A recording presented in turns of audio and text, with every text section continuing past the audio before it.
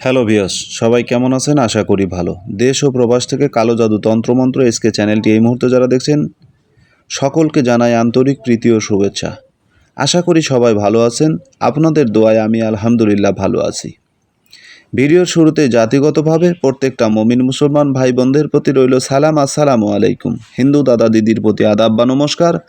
অন্যান্য সকল ধর্মের প্রতি আন্তরিক শুভেচ্ছা ও ভালোবাসা জানিয়ে শুরু করলাম আজকে কারো দিলে বা অন্তরে মহাব্বতের আগুন জ্বালানো একটি পরীক্ষিত তকবির নিয়ে কথা বলবো।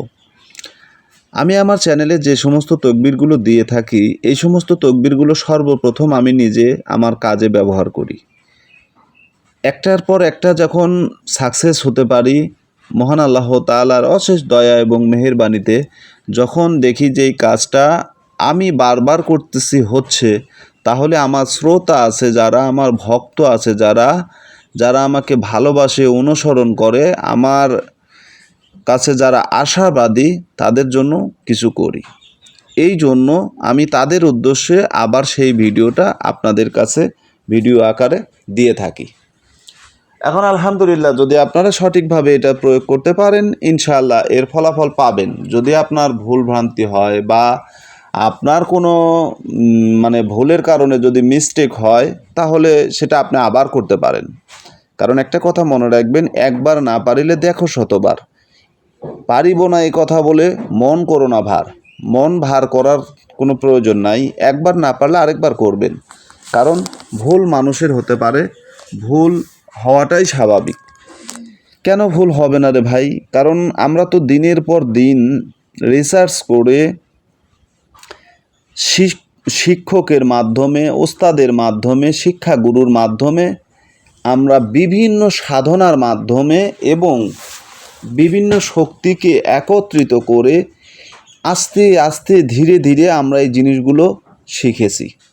আর আপনি শিখতেছেন মাত্র 5 মিনিটে বা 7 মিনিটে, 8 মিনিট, 10 মিনিটে। একটা ভিডিওর আয়তন এরকমই।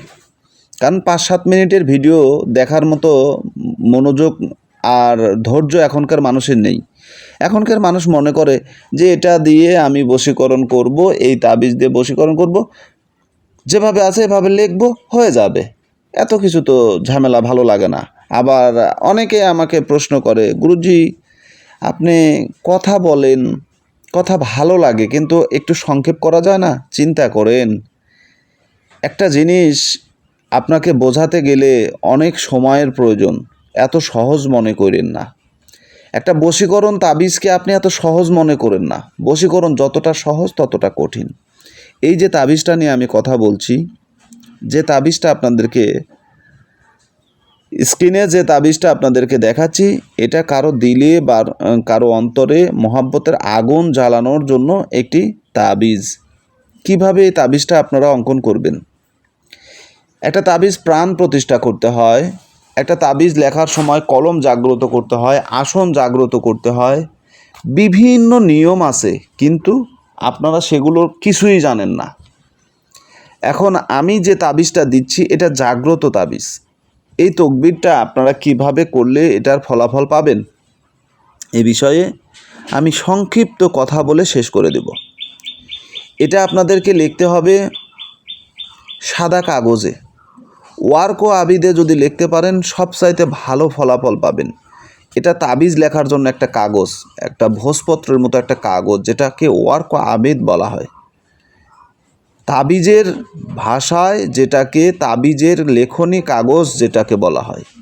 এখন সেটা আপনি পাচ্ছেন না। আপনি সাদা কাগজে লেখেন, সাদা ওয়ার্কো কাগজে লেখেন, ঠিক আছে?